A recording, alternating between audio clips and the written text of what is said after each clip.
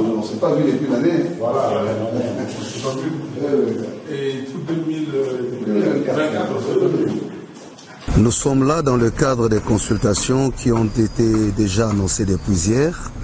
Comme vous l'avez suivi dans les informations, nous avons été avec le président Tshisekedi pour présenter notre initiative des pactes social pour la paix et le bien vivre ensemble en RDC, dans la région des Grands Lacs.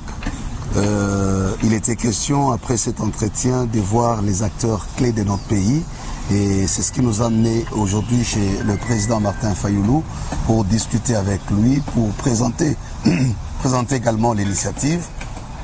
Et les entretiens se sont très bien passés. Il a accueilli avec intérêt.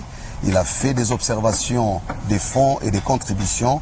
Et donc nous sommes sortis ici avec un consensus clair sur l'intérêt qu'il y a à construire la cohésion nationale. Et comme vous le savez, qu'il a pendant très longtemps lui-même aussi contribué et lutté pour que nous arrivions à cette cohésion nationale.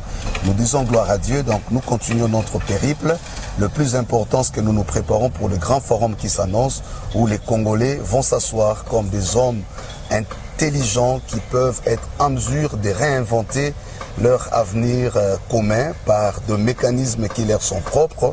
Nous avons mis en exergue nos valeurs des Ubuntu ou des Bumuntu pour qu'enfin cette crise qui a longtemps duré prenne fin. Nous parlons d'une crise de près de 30 ans qui a fait plus de 10 millions de morts et qui fragilise le pays, qui nous humilie aux yeux du monde. Et nous pensons comme Église catholique et protestante aujourd'hui que par la grâce de Dieu, avec tous les fils et les filles du pays, nous allons mettre fin à cette situation.